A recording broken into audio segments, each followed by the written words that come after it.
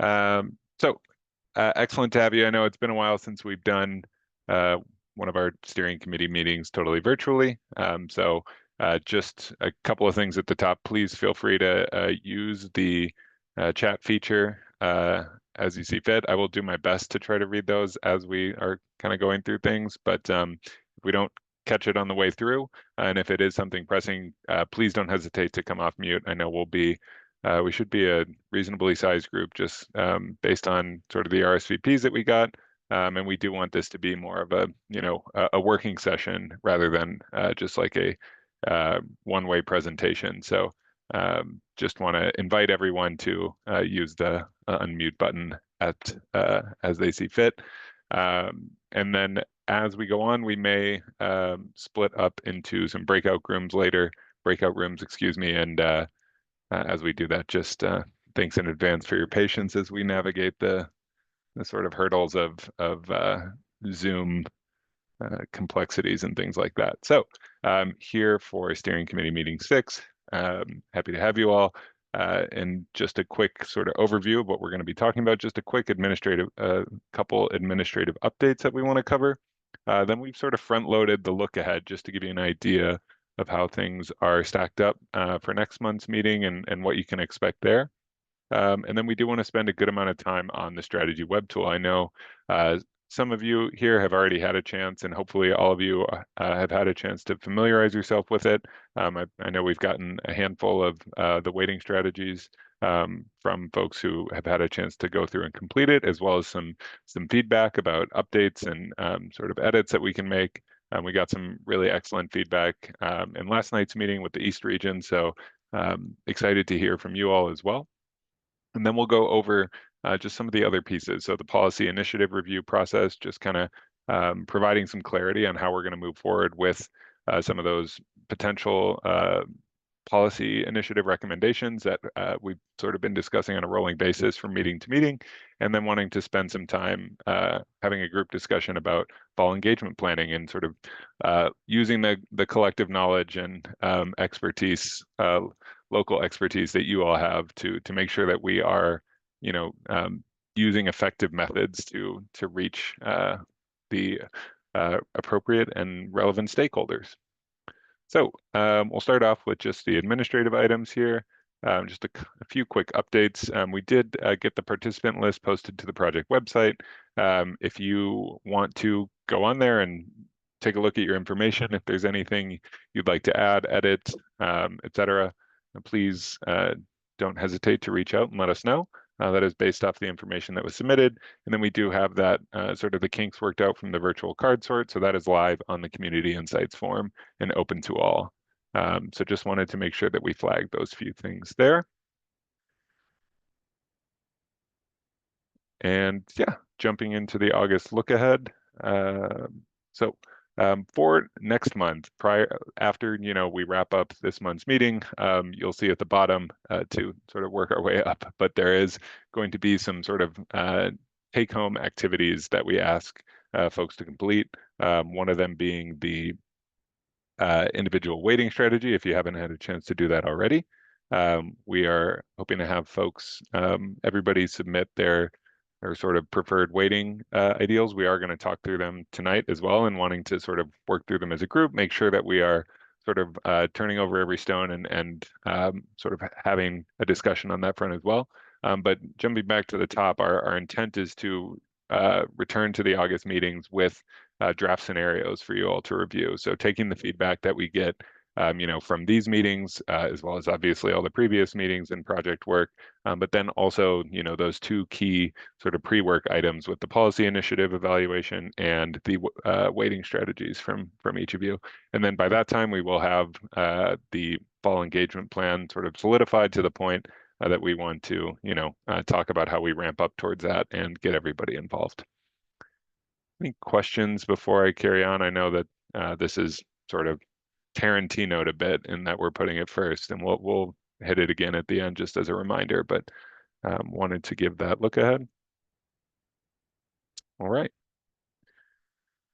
So we can jump into the web tool exercise. So maybe we can get even just by a an emoji or even a note in the chat. How many folks have had a chance to take a look at the tool and at least, try to take a spin through it, or were able to attend the demonstration meeting? Yes, great. Sydney, thank you.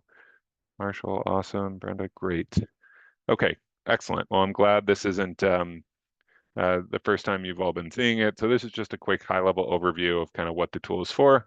If you've seen the how-to video or were at the previous meeting, you're already familiar with that. And we want to use this as an input to help inform those draft scenarios and ultimately the final recommendations that will come out of it. So really looking forward to getting into that today with you all. So what we are hoping to do today, if we have time and capacity, we'd love to make it through each strategy if we can, but we're sort of starting in with the closure merger group, given that that has been given the most attention. We do want to make sure that we start off just giving time for questions, clarifications, anything that may be issues that you've been having that might prevent you from being able to use the tool to its fullest extent. So capturing any of that feedback. Obviously, the additional considerations, other points too. And then we have some discussion questions just to kind of get people thinking about the different potential impacts and factors that should come into play.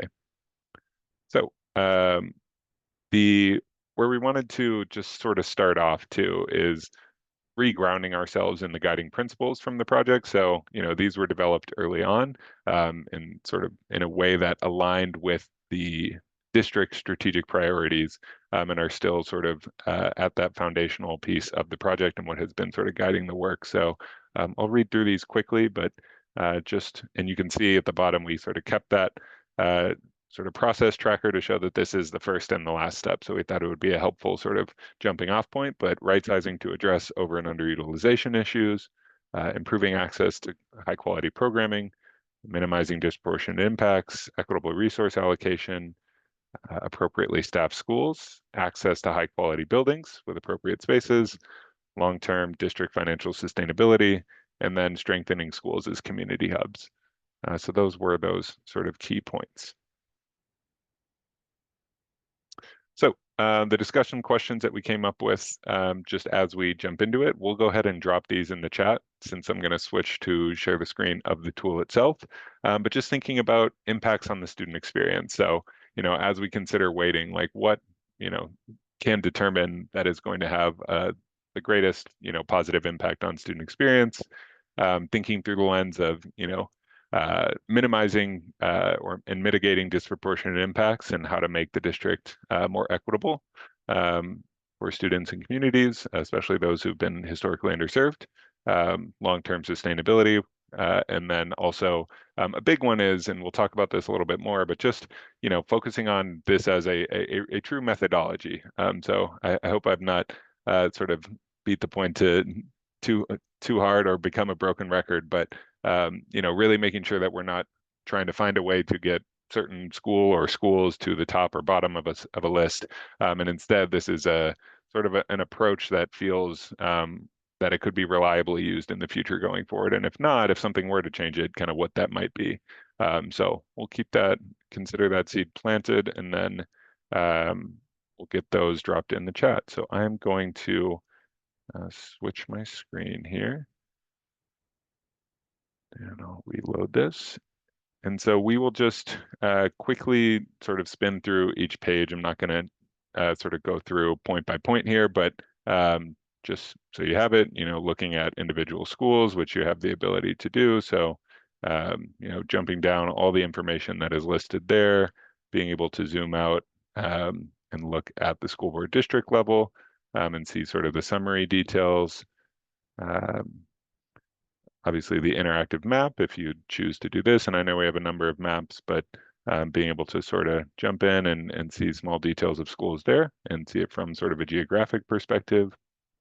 The initial sorting tab does have a lot of subtabs that include a great deal of information. So this one, school details, equity overview, regional analysis, which again, these are broken out by school board districts. So I know that you know, it's up in the air about how things are going to shake out in terms of the regional support structure with some of the changes that are happening with MPS. So we know that school board districts are still a sort of reliable geographic sorting. And then finally, the strategy candidate group tab, which is where we'd like to spend, you know, the majority of our time this evening, and really sort of going through this component. So I know I've said a lot here. I wanted to let me pause and see if there are any sort of initial questions on anything I've covered up until this point. Otherwise, we can jump into questions about the tool itself.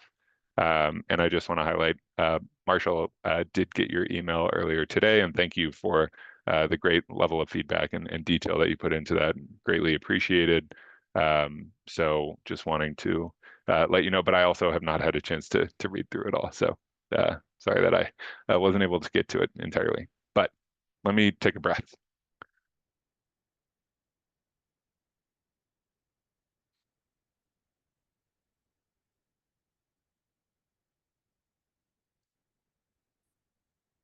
Any questions specifically about the tool? I can point out just a couple of things we covered last night that we're working to address. So the additional factors to consider box, it was noted that, you know, if you put too much content, and I'm not exactly sure what the threshold is for too much, but if you put a good deal of written content in there, it will sort of create an angry response when trying to email the link over to us. So working to get that addressed, and that's been flagged as some of the challenges there. Another one that came up was good feedback is just try to have the top row here frozen. So, you know, small things that'll just make the tool easier to navigate.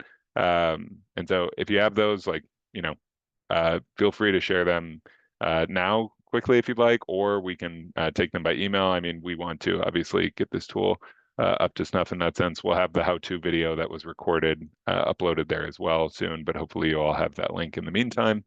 Yeah, any other sort of initial jumping off thoughts that folks would care to share?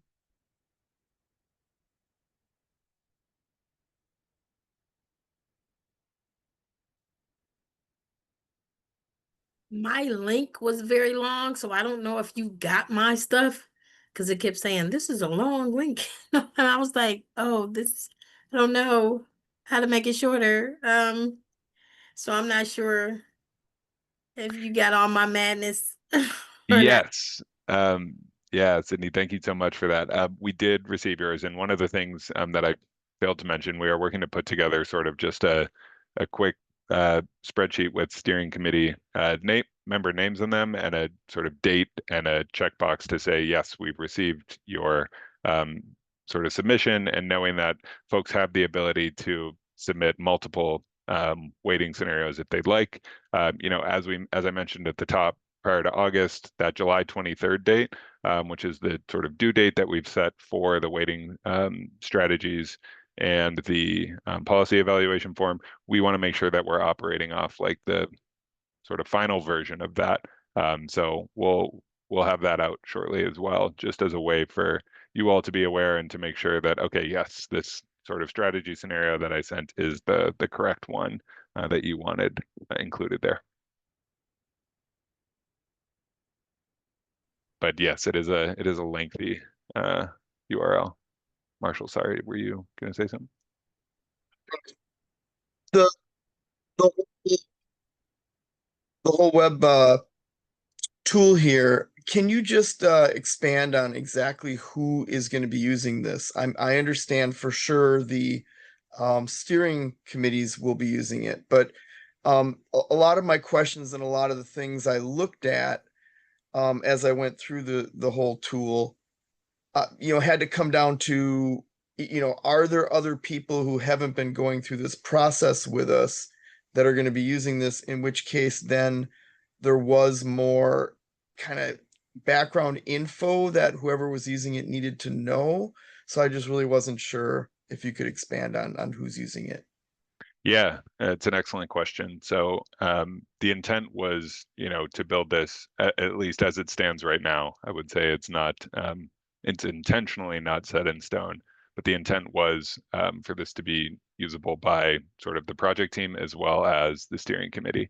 So it wasn't necessarily meant as, because to your point, I think there's a lot of nuance in here and a lot of detail that, you know, this group and the other steering committees are familiar with, whereas an average sort of in terms of like awareness, community member may not be able to sort of navigate the tool and understand what exactly all the components mean and how it sort of would be informing things. So yeah, the tool was like the short version would be that it was meant for sort of internal use, including the steering committees as of now, but with the ability to sort of expand in the future, if that is the direction that is decided to go. Thank you. Absolutely. And if I may, unless there are any other sort of technical questions or pieces about just navigating the tool, I would love to invite Sydney or Marshall to speak. I know, and I am selecting you two only because I know we've received the weighting strategies from you. If you want to just kind of talk through your approach to the different strategy candidate groups, or kind of like what you were keeping in mind there. And then just, I guess before I do that, I did want to highlight, in case people weren't aware, so the monitoring group and the site-specific group. So monitoring are those schools that are sort of operating at a healthy level, which is why there's no weights there. And then site-specific are ones that'll likely require more of a policy-based intervention to address some of the challenges they're facing. But I guess jumping back, yeah, if either of you feel inspired to share, or if anybody else wants to talk about just kind of their experience with the tool and how they were thinking through, addressing some of the weighting.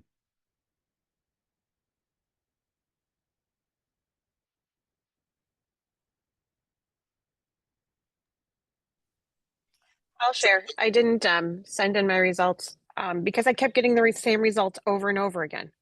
It seemed like no matter what I did, I kept falling on the same 13 schools that were listed for closure originally. And that was something that was really hard. The only thing that changed was the order, who was at the top versus who was, number 3 or 4. That's the only thing really that I could change in my weightings for the conditions for those buildings and the programming. So to me, that was a little bit hard. Because if that's the case where the same 13 schools are the same 13 schools, then can't we just cross-check that with the lead paint list and, get those approved to be closed sooner than later so that kids aren't in buildings that need lead-based paint work and then are going to turn around and close within a school year anyhow? Like, how can we fast track that if those schools really are that bad, or prioritize the ones that are the worst? I don't, that was my reaction to the tool. Yeah. First, thank you for sharing. And yeah, I think it's so a piece that I want to clarify too is this step in the tool is meant to sort of prioritize the schools within the strategy candidate group list that they are currently in. So that initial sort of sorting process, which was let me see if I can quickly pull it up here. I didn't have it ready, but that preliminary sorting tree that we had was really the piece. So that helped determine which schools sort of would end up in which strategy candidate groups. And so the tool, at the step that you're looking at it on that sort of 4th tab, is once those schools are within the strategy candidate groups, how do you determine which school is at the top of that list? So to your point, if the district were interested in, proceeding with large scale action, whether it be, closing or merging every school on that list, or, in the same way that a programmatic investment in every school on the programmatic investment list. But we've been sort of operating under the assumption that that would not be, the approach. And I think going back to the conversations we've had about having a more measured approach and making sure that the right supports are in place to support those transitions for families and communities that might be impacted. So the real sort of item here is to your point, like without necessarily knowing what the right amount of schools are, if it is going to be 3 or 4 or 1 or 2, how do you determine sort of who is a top candidate at that list based on this criteria, and with what sort of metrics and criteria points are most important? Something else that came up last night was just, you know, some confusion around why, if everything is a percentage, you know, how can I have everything at 100%? Shouldn't they all add up to 100%, if it is sort of weighting? So just to quickly speak to that, you know, I think it's a little bit easier to think about it like on a, maybe if you're on a scale of 1 to 10, even less so than a scale of 1 to 100%, but like 10 being the most important, 1 being the least important. So it's really about grading those there because they're all sort of on a normalized scale, so that, you know, everything is graded in an apples to apples way. But yeah, the goal of this tool is really to determine if you have the, you know, the funding necessary, for example, to build one building addition. How do you determine what school might be a top candidate for said building addition? Or if you know that you need to consider closing or merging 1 or 2 schools, what sort of metrics can you use to determine who might be top candidates for those strategies?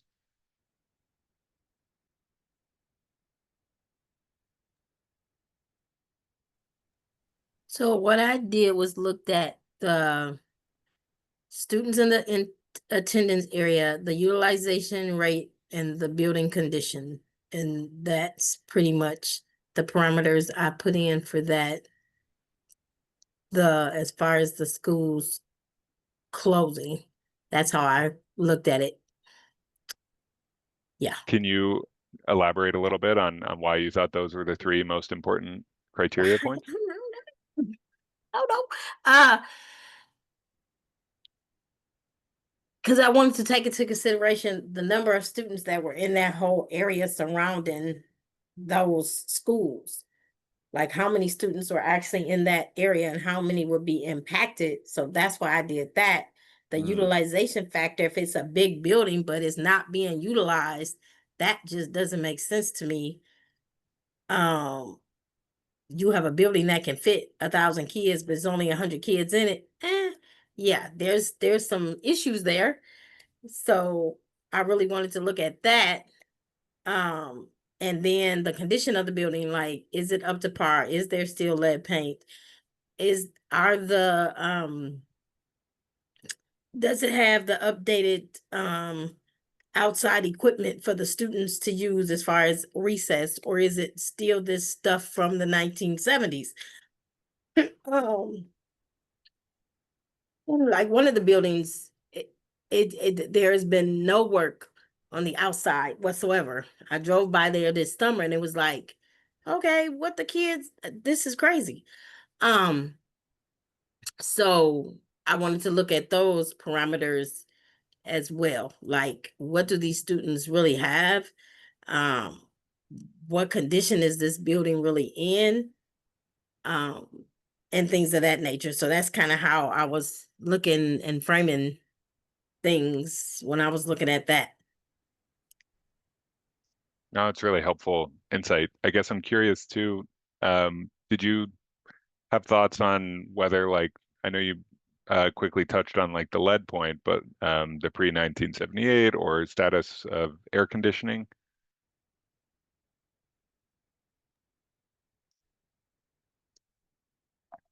Joe. Okay. The air conditioning, it really didn't come into play for me. I think I put that pre-1978 in there a little bit. And then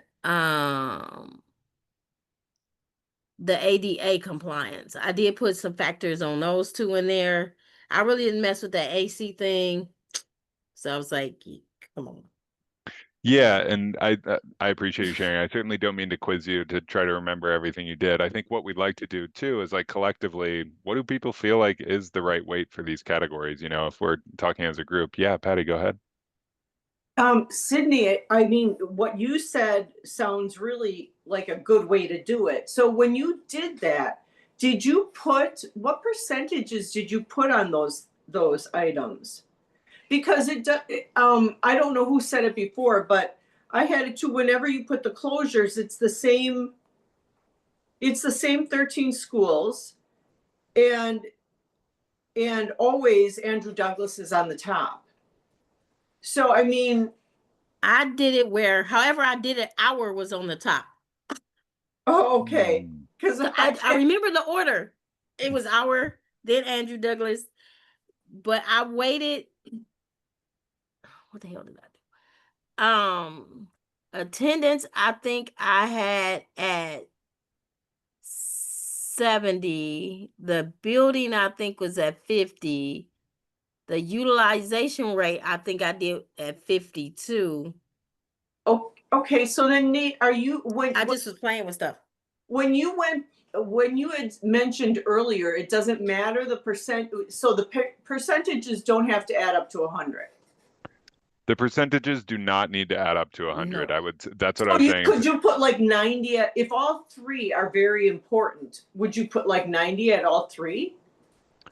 So I would say, that's what we wanted to sort of collectively discuss here. I think it's a really good question. So, and something we'll make note to be really explicit about, but you could in theory put everything at 100%, but then it would be the same list as if everything's at 0%, obviously, right? So there does need to be some variance in order for those criteria to weigh. But we want to hear from you all in terms of like what feels the most important of these metrics here. And I zoomed out a bit just to show how the list sort of auto updates as you go through, which it sounds like folks are familiar with, but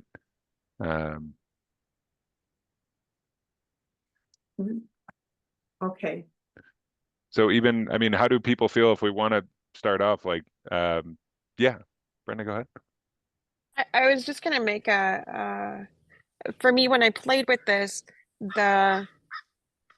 I found if they had the academic performance for me, if it was a school with very bad academic performance, then that for me weighed more in the closure than a 0%, much more so than the student economic status, because most of the schools on that list have a very high economic status anyhow. So for me, if kids are in a building that's not inappropriate, but if it's a bad building, not utilized, they're not in the attendance area, and they're not doing well academically, it's kind of like the trifecta, right? Like, you don't go to your school is bad, and your learning is bad.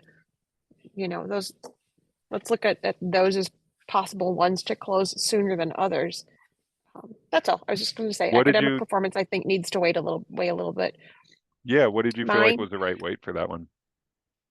Well, I mean, I'm a very generous person, so where Sydney with her scoring was in the 70s and 50s, I just went full out 100% on utilization, attendance area, academic performance on those three, and then just ADA and air conditioning at 50%.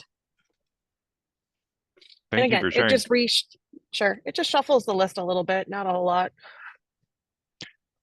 Yeah, I guess. And so just to state as well, our intent is like, if we can do this sort of as a group, and then we'll share out the version that we come up with together, and that'll be helpful for us to look at. But we wanted to just be sort of a jumping off point for you all if you haven't had a chance to do an individual one, or if after tonight's conversation, you feel like maybe there's a couple different tweaks. But I'm curious to hear how folks feel about the academic performance piece. I know that was, we had some contrasting perspectives in last night's call, and I don't know, do folks agree that it should be a high sort of an important criteria that's weighted heavily?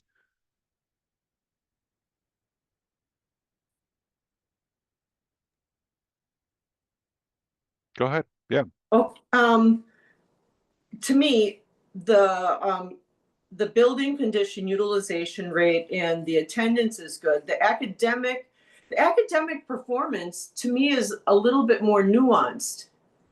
I'd like to know, like in the schools, how many of the schools have permanent teachers? And not just substitutes with the majority, like in so I guess this way, what I think of is if there's a school where you have teachers coming in and out, and the academic performance is going to be low, but it's not necessarily reflection of that school and the kids in that school. It could be a reflection that that school isn't serviced properly. So I don't know if that makes sense, but yeah. so I don't know if I weight the academic performance as high as the utilization and the building condition. I know I don't. I personally do not. So, because if we are adjusting things, if we are combining schools or merging schools, maybe that one school that has a really low performance, but the building condition is good, can be upgraded. One, the academic performance can, be brought up. Can be improved. Sure. So, yeah, so to me, it's more the building condition and the, utilization too. I mean, if there are only 100 kids in a school and the school building is really bad, and the academic performance could be really high because there are only 100 kids in the school, I would not vote to keep that one. Thank you for sharing. Yeah, Sydney, did you want to share? I agree. I think with so many changes and new teachers working on emergency licenses, paraprofessionals in classrooms, it's a lot going on. And to the state of our country in some of these schools, there's a lot of different things going on. So I didn't want to weight that academic performance because I feel like once we do what we need to do and we get permanent teachers in there and we get it set up like it has to be, we can work on that academic performance and help those students get to where they need to be. But we first have to come up with how are we gonna do what we need to do to save money and help our school district and amidst everything else that's going on. So I didn't want to throw the academic in there. Because I didn't want it to like we're blaming the students, or to me that I was just looking at it like that way, and it's not the students' fault. We Right. just have to, get ourselves together. Yeah, no, that makes sense. I mean, yeah, and generally speaking, for what it's worth, I think when it's fair to say that as, many districts, when looking at potential closures or mergers, there's always, contrasting perspectives on academic performance and whether it should be included for a lot of the reasons we're discussing here. One of the pieces, oh yeah, Marshall, go ahead. Yes, Nate, would you agree that if a slider is placed at 50%, that is, well, it's obviously the middle ground, but I mean, that it's because it's not one side or the other, but I'm just trying to think when, like, say utilization rate, let's just take that one. If that one is, if you don't want it to be full on, or like, it just seems that under 50 it starts to pull back on what it means. So I guess my thought is do you feel that 50% is sort of like, I don't know how to say, I don't want to say in the middle, but I mean where it doesn't have much play, or do you feel that 50% is like half, like half of, like, because okay, let's say if I feel the utilization rate, like if I totally didn't think it mattered, obviously I'd put it at 0, but at 50%, that way it's not overly or underly changing things. I mean, does that seem right, or should I be putting it at 0 if I think it should not weight one way or another for that thing? Yeah, it's a great question. I mean, it's sort of dependent on how you have the other pieces weighted, right? Obviously. And I want to try to give you an objective answer. I guess subjectively, I would say the middle of like 50% as sort of that middle neutral sense, assuming that you're weighting every other category, whether it is important or not, would, logically make sense.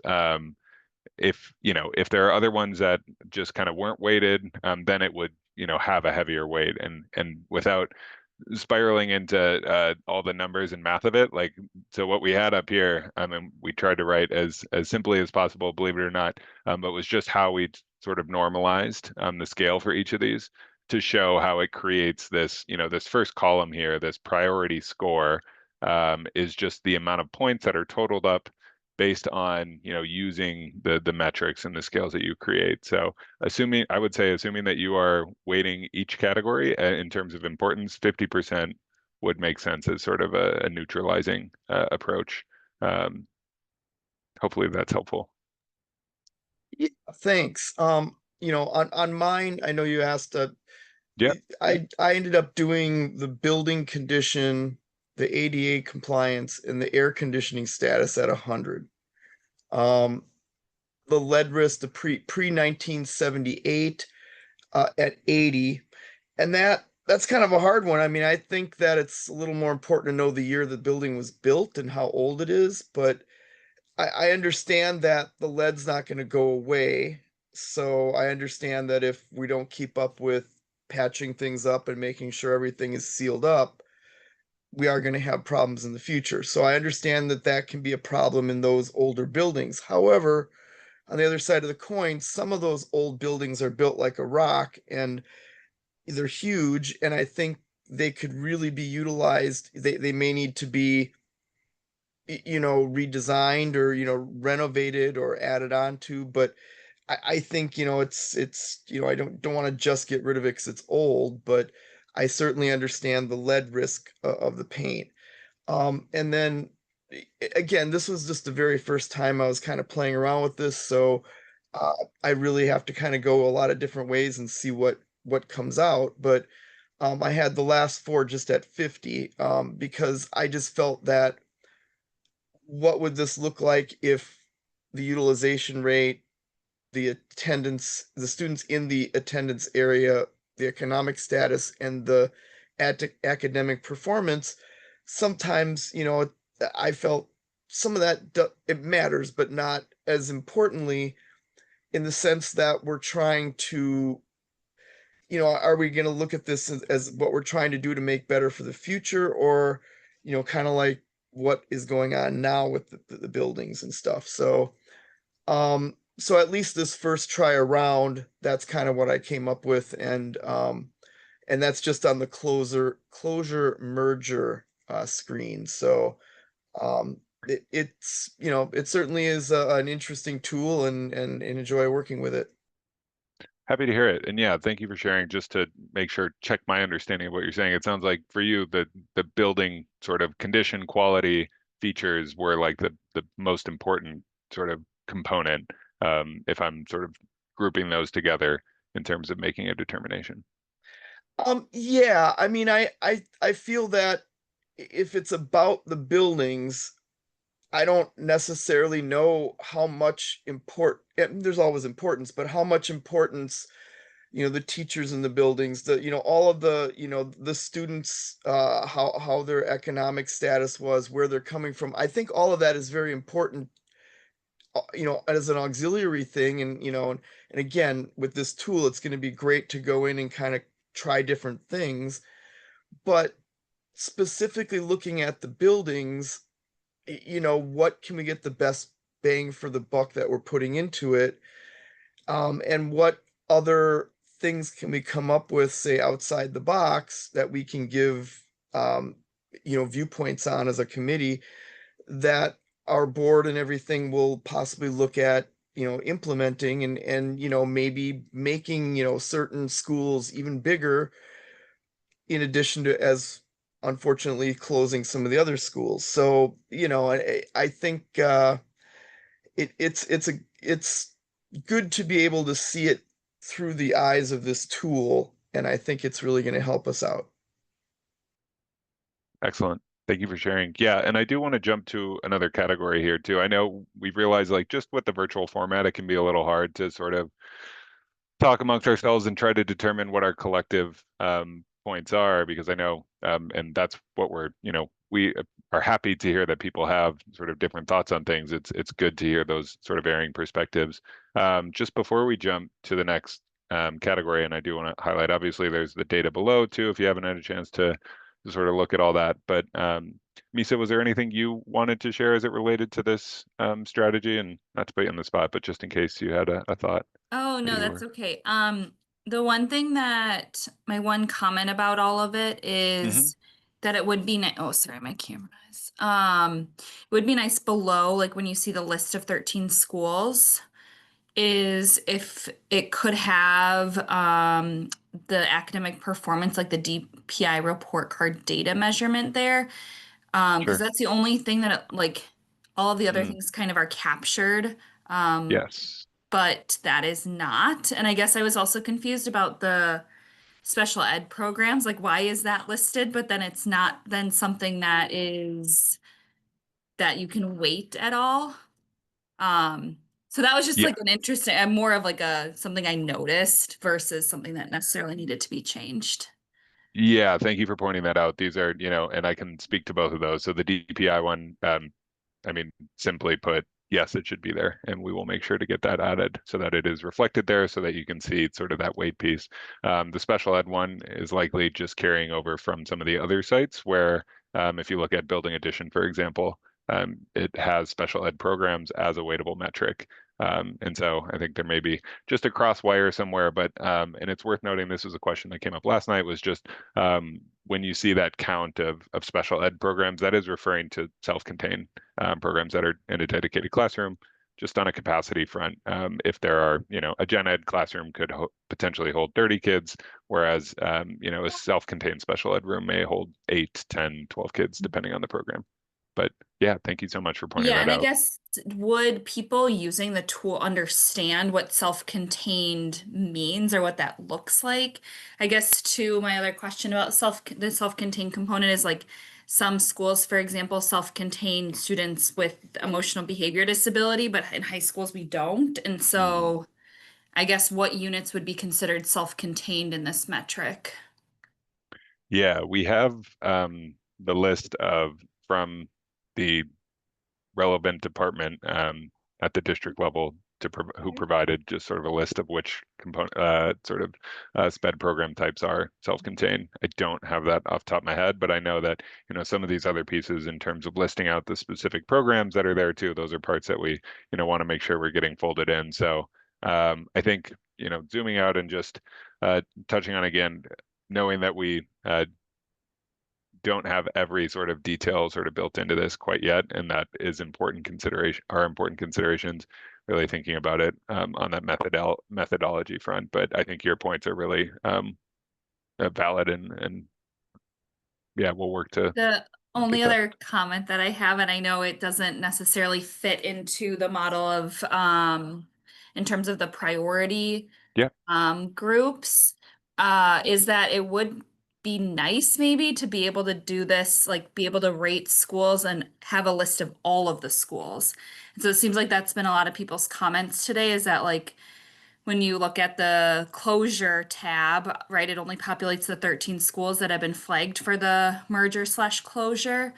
But if we're using this tool, it would be nice to have a list of all of the schools and be able to use the like sliders, I don't know, the prioritization weights, but then see a list of all the schools and see how that populates. I feel like for people using it, it might make more sense, right? Instead of just populating the same 13 schools or the same 20 schools that are in with each category.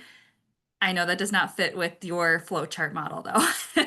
No. It's a good piece of feedback. It's something that came up yesterday too. I do want to remind folks too, you know, when we had the in-person meeting, we handed out that large sort of printed out spreadsheet that had all the data points. So that is the sort of original spreadsheet. Digital copy of that is in the Google Drive folder, which will allow you to sort of filter and sort by a lot of the, you know, the same metrics, just to start to navigate that. So not that that is the same thing as what you were suggesting, but in terms of like an immediate piece, if that is something people are interested in, the access does exist for that. So, but yeah, I appreciate you sharing. Yeah. And I do want to, I'm going to jump over sort of on the flip side, I guess, to the building investment piece, and would love to hear people's thoughts on, you know, which metrics are critical here. But one of the pieces that we definitely wanted to get sort of collective thoughts, feedback on is just about this yellow box about prioritizing schools expected to receive students. So if you recall on that sort of closure merger list, everything had been sort of sorted into these clusters with the idea that if one school, and they were geographic, so proximity to other schools that are within the closure merger group. And the idea being that, you know, if one school within a cluster were to be closed or merged, then another school in that cluster might be, you know, become a top candidate for an investment strategy. Whether that be building investment or programmatic or both, and just wanted to get people's thoughts on how they feel about, you know, that sort of approach in terms of trying to mitigate that impact that you might be having on the community level, and if anybody, you know, agrees or disagrees or has, you know, thoughts on how to expand or anything on that front. I'm a little, where are you now? So if you jump to I'm the following on. building, yeah. If you're on the building tab, it's actually, the box shows up, I believe, on all of them except for, You mean the building addition? Or the- I'm on 2.2, the building investment tab. Oh, okay, So, but okay. it's on building addition. Oh, excuse me. It's only on the enhancement one. So, building and programmatic investments, building investments or programmatic investments basically says, would you want to Okay, prioritize a school yeah. within that cluster for an Got it. investment?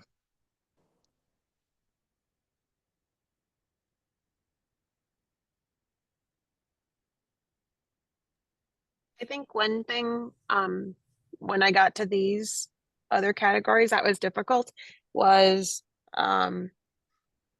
this school, it doesn't designate when a school has a bilingual program or not. So it might be beneficial to look to see, is the school overutilized on the bilingual side of the house or on the monolingual side of the house? Is there something with the language program? Does the language program need expansion versus the monolingual classrooms? Is it a particular population? Is it, you know, is it a refugee population of ESL students that's growing that needs more seats or more accommodations in the school? I think somehow being able to define that within somehow in here, I think is important, because if we need more bilingual seats, then we need to talk about where should those bilingual seats be versus do we need just more seats in general in a building? Yeah, no, it's a really good point, and thank you for bringing that up. I'm jotting all this down. Also, we are recording, so I know we're not typing in the factors to consider box, but we'll make sure to, you know, capture all of your feedback this evening. So thank you for sharing. Any other thoughts? And I mean, generally speaking, I guess with some of the investment categories, I know the metrics are not all the same, but were there any, you know, that jumped out at folks as like that should be that really critical driver? In the same way that some of those, some people felt strongly about some of the criteria on the closure merger list in terms of making those determinations?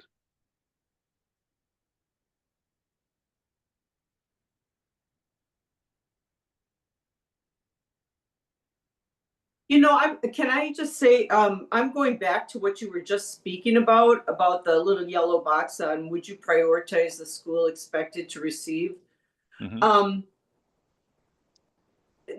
This would be kind of a hard thing to answer because you wouldn't know how many students they're going to receive and if it would pop the, you know, if it would pop their utilization rate up. So I would assume that people would just say, yeah, you would have to, because you don't know what it's going to do to that school that they're moving to, correct? Well, I think this is talking, yeah, it's a great point. This would Am I be in it. misunderstanding what this is asking? Yeah, let me elaborate on it a little bit more. So let's say, school A and school B are both in a closure merger cluster. School A closes, the majority of students from school A then go to school B. So the per Right. pupil funding that is assigned to those students would follow the students to that school. So there would be money to support them at that level. What we're talking about is like, and what this box is suggesting is, should there be something beyond just like the sort of standard funding that follows students when they enroll at a school, to try to mitigate the larger impact that might be had by a closure of school A Okay, on the my question, community. yeah. Then my Yeah. question is, then I would say yes. You would have to say yes to anything because you don't know what it's going to do to that school. So that school may need improvements beyond what they currently are allotted to, or what even those funds would bring into. We're not talking about just adding more teachers. You're talking about maybe they need, maybe this school that's in really good shape needs an expansion. Maybe the gym or the cafeteria won't suit, you know? Well, it's worth pointing out. So I certainly see your point there. One of the conditions that was required for a school to end up on the closure merger list was that it was within close proximity to another school that's underutilized, so that there would be capacity to sort of Oh, okay. take Okay, on so, additional student body. all right, so you kind of have an idea. That's the piece that I think I was missing. Yep. So these 13 schools have been, you pre-reviewed them, and you already know if if one of these schools closes, you know those students where they're going to go. You already have a mind set for that. I mean, to the best of our ability, knowing that MPS is an open enrollment district. But if Right, right. if we're operating under the assumption that kids who are currently at their neighborhood school would carry on going to the neighborhood school, sure. And it's also about like impact on the larger community, right? If that community relies heavily on that school as a gathering space, even beyond just your traditional school day, how do we make a school that's, still in that neighborhood or the next closest school open and offering to that, larger community as well, and just really trying to think about the broader impact beyond just the student experience too.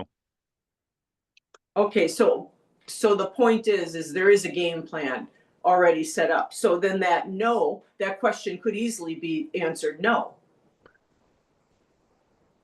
Well, I think what we're asking is, does that logic make sense? That sort of game plan, as you Right. referred to it, to say, let's prioritize the Yeah. schools, you know, based on what's happening nearby. So it sounds Okay. like, and I don't want to put words in your mouth. So No. I just want to make sure, like, if that's how people generally feel, like, does that logically make sense? Does that feel like an agreeable path? Right. Or should there be a total disconnect from like a closure merger? Sure, that happens there. A building investment should still prioritize schools regardless of what's happening with the closure merger. We're still going to look through a totally neutral lens at the other investment categories. Okay. Any other thoughts on that front, just before we sort of carry on, or any other thoughts in terms of investment categories, in terms of what the priority should be? Go ahead, Marshall. Just one thing, in the email I had sent, when you're able to look through that, Yep. one of the things, and I'm not sure how much the whole process here has really delved into this, that Milwaukee Rec is also part of MPS, from what I understand. And the schools and buildings are not just all utilized just for the daily teaching, but Right. many schools are used for sports, for leagues.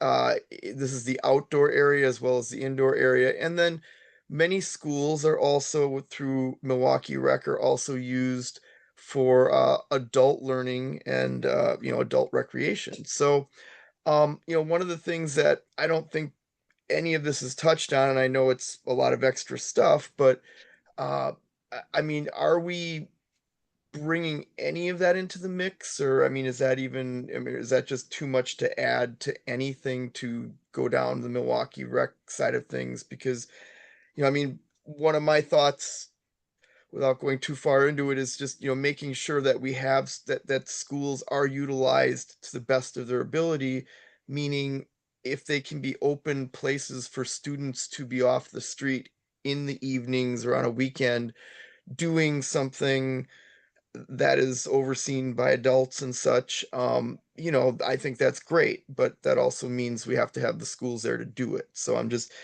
curious because I haven't seen that anywhere in the mix. Yeah, no, I'm really glad you bring it up. And I think that, these strategy groups are intentionally broad. So we know that, for example, like a building investment or a programmatic investment, I think to Brenda's point, like programs can mean a lot of different things, and what schools need might be totally different. If we're looking at a building investment at school A, it might need an investment in the outdoor spaces to make sure that they are, it is up to snuff and can operate as that community space, where another school could really use an investment in modernizing its HVAC system, for example.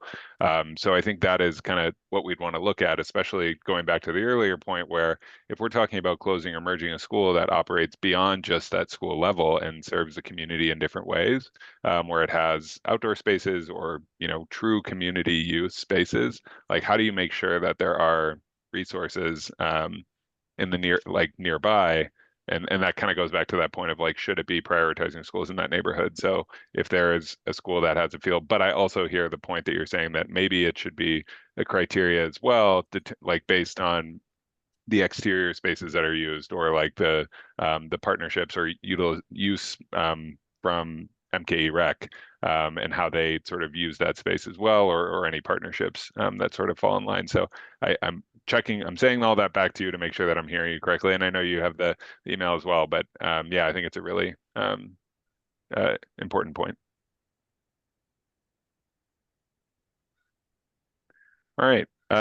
So I know we have sort of gone through this and kind of went all over the place, and I don't, in terms of like these weights, and I was kind of moving them as we talked, and folks thought some were sort of critical and others not. I'll still share this with everybody. We'll get this shared so that you can reference it as kind of what we talked about and worked on today. But I would assume that everyone would agree that this doesn't necessarily reflect your individual weightings if you haven't done it already. So we'd love to hear, from you as you do that sort of individual sort of take-home activity, what you think those correct sort of prioritizations are and how they should be reflected. So in the meantime, I will just share this so I can put it in the chat and not make people wait for a follow-up email and then wanting to come back. So, okay, the long link thing is real. It's actually, the link is too long for me to enter in the chat. So we will follow up with that. Apologies there. Oh. There's too many characters to put in the chat. So we'll get that sent out and just have it available on that sort of list where we keep track of, who's sort of submitted what.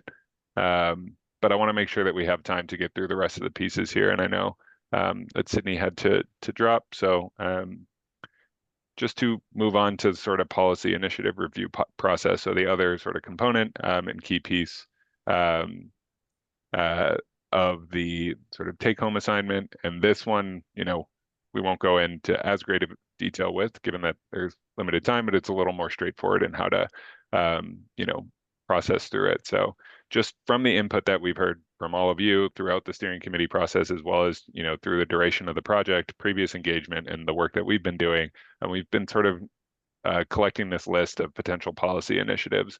And we tried to refine it down to, what are those sort of consistent themes that we're hearing over and over that may have a positive impact. We've heard dozens of ideas, and we love hearing just people thinking about different ways that the system could operate differently to better serve students. But really, as we sort of refine that list down, our intent is to give you around like the 12-ish amount, I would say 10 to 12 potential policy initiatives for you to evaluate. In the same way that we want to see your individual evaluations of the prioritization weightings.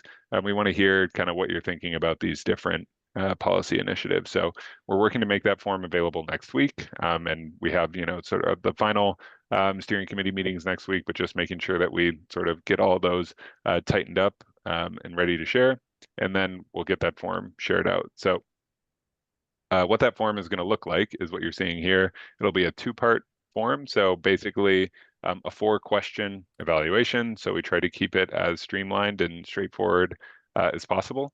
And so I'll read through these. I know it's kind of hard to read, but basically, do you agree with the policy initiative, like that it would positively impact the district? How much of a priority should it be? How long do you estimate it would fully take to implement? And then what are some important considerations about the policy initiative? From there, we'll go to a second page that allows you to sort of rank all the different initiatives in order of both urgency in terms of taking action, as well as a second ranking question for ease of implementation and just how straightforward that will be. And I promise I will take a breath to answer questions here, but just want to give you sort of the full spread. So what we have here is just sort of an example one to give you an idea of what this might look like. So we've put together just sort of a templated structure for these policy initiative summaries to kind of highlight this. So again, I know this is small text and a lot of text on a slide. So forgive me for that one. But yeah, so the number one policy initiative that we listed here to share as an example is one that's come up a lot, but just advocating for state policy reform to remove first-class city restrictions on reusing or selling closed buildings. So from there, in terms of titling the initiative, we kind of break down what is the policy, what are the intended impacts and benefits for MPS, how does it align with those guiding principles that we reviewed earlier, and making sure that it is sort of tied to the ultimate goals of the project and what the district is prioritizing, key considerations, and then examples or precedents. So for this one, this is basically that 2-year requirement where MPS would have to make a closed school available to other educational operators.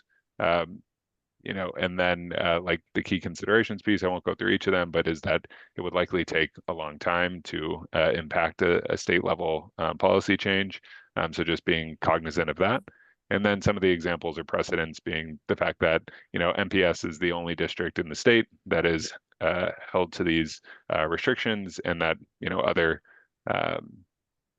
urban school districts are not sort of in the same boat. So just some of the conversations that we've had in the last meeting and meetings prior, but this is that sort of basic structure of what these policy initiatives will look like. And we will have each of those to sort of go through and evaluate and rank. All right, I've said a lot. Does that all make sense? Feel intuitive? Anything that I glossed over that would be helpful to jump back to?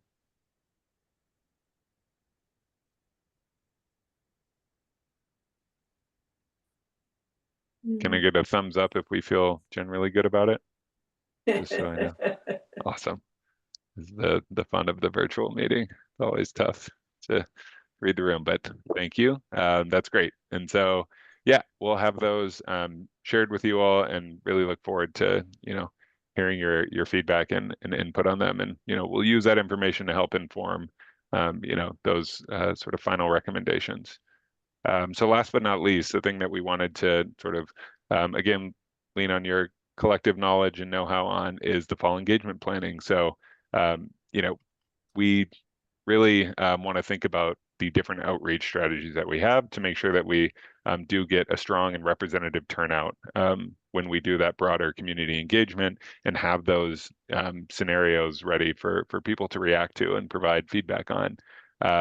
So in order to do that, we've been sort of just looking back at what we did last fall when the project was sort of kicking off, or was in an earlier stage, and what can we augment, add, or I'm sorry, those are the same thing, like change, do differently on the last time to make sure that we're getting folks who might stand to be most impacted, or historically have not been represented at engagement opportunities or through those means, and what can we do there. So just a quick highlight, this hopefully isn't new. This is information just highlighting of that phase one engagement, what we've done, and sort of those different approaches with surveys and town halls and community events. And so, going forward, we're looking at a similar approach with town halls and a survey and doing those larger meetings, as well as you'll see this note in the bottom right, just some, student workshops, presentations for labor partners and the school board, and to be sort of coordinated separately. But the real question here is, of the different outreach tactics that exist, which you'll see sort of in this cube on the left, what are the important details to know? So you'll see the discussion questions there. Are there any methods that are missing? Any approaches that we, should be considering that we didn't in terms of getting good turnout? Are there specific details, knowing that, social media posts are not all created equal? If I put a post on MySpace about this, no one is going to show up because MySpace doesn't exist anymore, or maybe it does and I'm just totally unaware. And so, or are there specific locations? Are there specific, community organizations that we should be reaching out to? And then any, sort of strong turnouts that you've seen at other engagement events in the past, whether that be for MPS or something that you think is relevant, where, sort of an outreach method or strategy could be replicable. So I will stop. Yeah, I'd love to hear your thoughts. Go ahead. Well, one of the things I do know on this where there is a large turnout is at the beginning of the school year, they have the open houses. And they have the parent coordinators. So maybe we have a flyer at the different, there are a number of people in each group, right? So I would go to a couple of schools. I have no problems going to a couple of schools with a few of the flyers at that open house. That's where you get like almost every parent, because their kids are dropping off all their school supplies. I know with the grade schools anyway. I don't know about the high schools.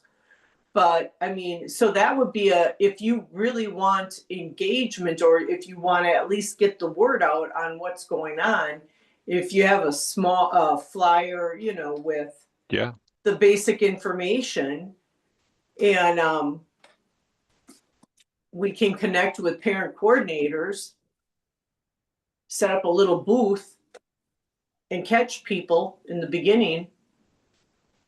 That would be a suggestion. It's a great suggestion. Thank you so much for sharing it. Yeah, and parent coordinators came up last night too, so sort of relying on them as partners in terms of getting the word out. But yeah, it's a great point. I have a comment.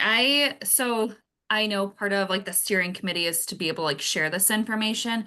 It would be great if you could send us like a social media package of like, here's what you could share on LinkedIn. Here is a canned Instagram post that we could share. I think that would, or like email, here's a sample email blast, etc. I think like a social, sorry, newborn. I think that would be really nice and easy then for people to be able to share that information.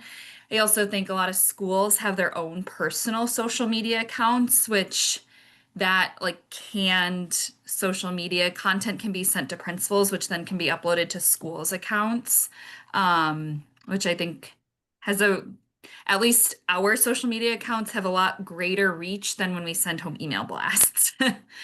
Yeah, absolutely. No, it's really great points about just like making it as easy as possible for people and giving them the content, not putting it on them to feel like, am I saying the right thing? Am I describing this the right way? Also a belated congratulations, the newborn. But yeah, no, it's a really good point, and something that also came up yesterday about using like the school level social media as opposed to just district level and relying on that. So yeah, thank you so much. Go ahead, Marshall. I don't know what the plan is for September. If I know that was when we were going to try to do some of these meetings with the public, but seeing that we have 5 steering committees, would it not be prudent to try to bring and maybe this is the plan, but to bring this closer to each of the people and pick a school or a different space outside of a school, to gather the parents or gather the community, anyone who wants to be part of this, and bring this to them. And then that way, if we have the committee meeting at that event, I don't know if the idea is that the steering committee people would be some of the people to be liaisons, speaking about what we've been doing over the past, past year and such. And I don't know if there's money available, but I mean, you throw a little bit of food out there or something, that, I mean, that certainly does bring people in to, enjoy a meeting or something. But, I know there's schools available that we could do this at, or private places. Yeah, no, it's a really good point, and we've certainly, I would fully agree that it's important to sort of have them geographically dispersed and not require somebody to, sort of hike all the way across town to get to a meeting if they don't have to, if their schedule would allow them to attend.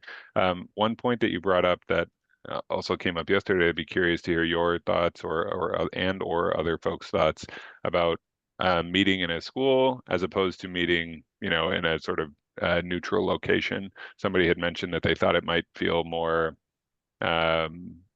open to, like, maybe somebody who isn't a current parent or hasn't been to that school often.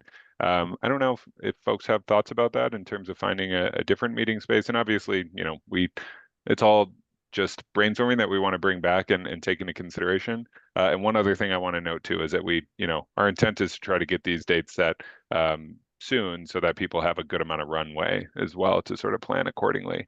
But yes, we certainly, and to answer your last part, Marshall, we certainly want to make sure that you all as steering committee members are a part of the planning process and a part of the those engagement events as well. Just real briefly, I'd keep in mind the parks and also all the play fields that are around the city.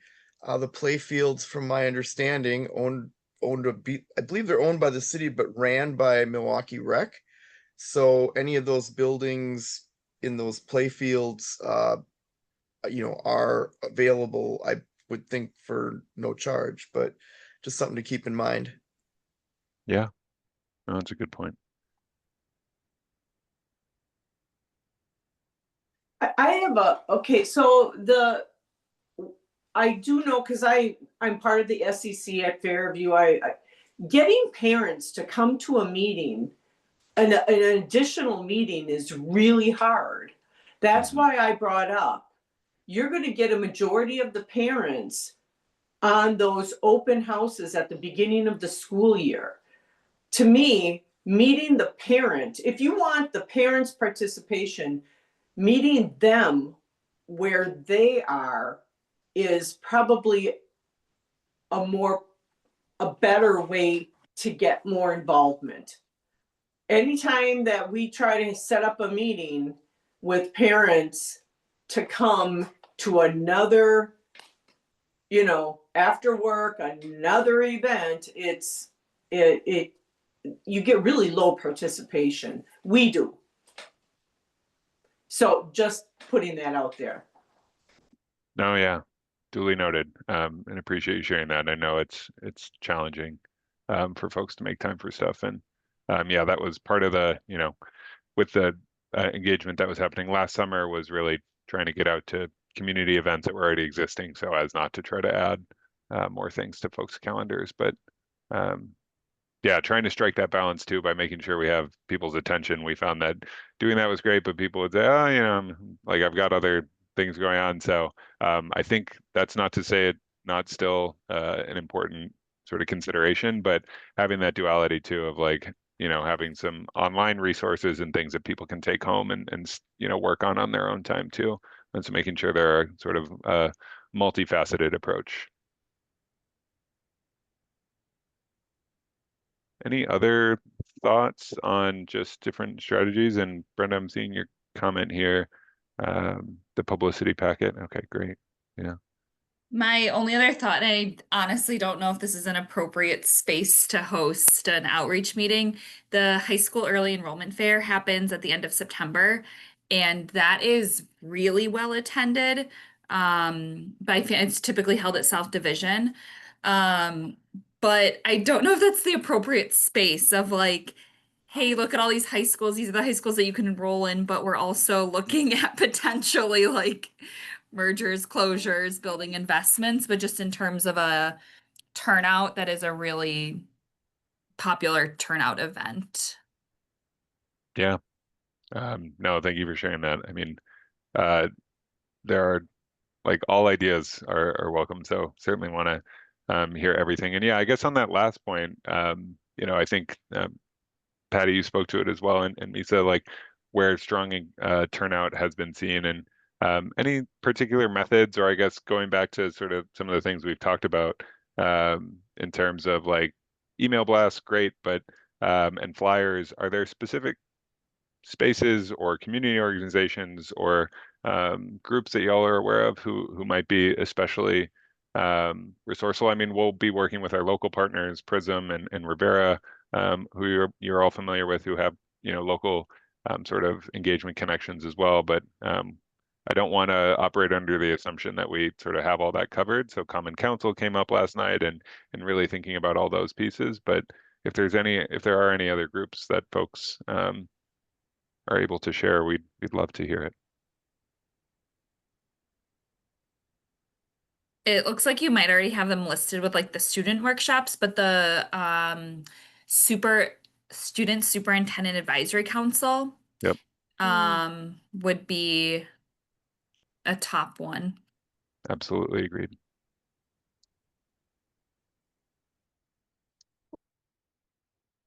Maybe for Southwest, connecting with VIA, which is our kind of near South Side community organization.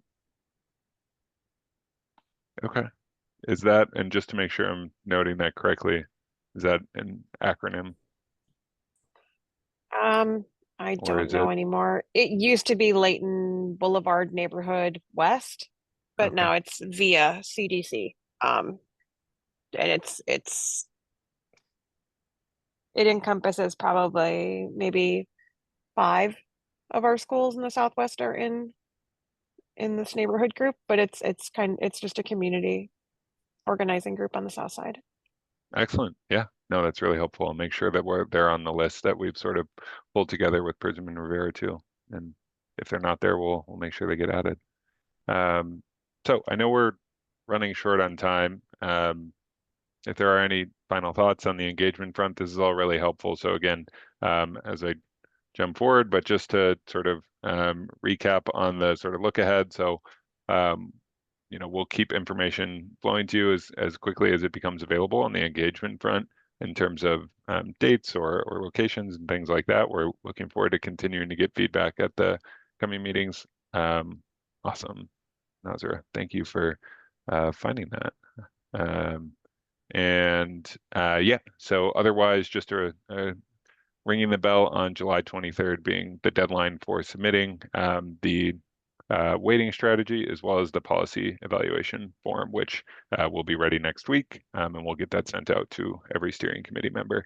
And trying to make sure that it is not an overwhelming amount of tasks there. I know there is a good deal of sort of take-home work this time, and we appreciate all of your sort of support and dedicated time to do that. We are really excited to see what we can learn. All right, unless there is anything else. Nate, I just have one Yeah. last comment. I just thought of Please. the beginning of the school year. So like, I think it's like August 17th that Mhm. week. All principals have the Principal Leadership Institute, and all assistant principals and deans of students need to attend.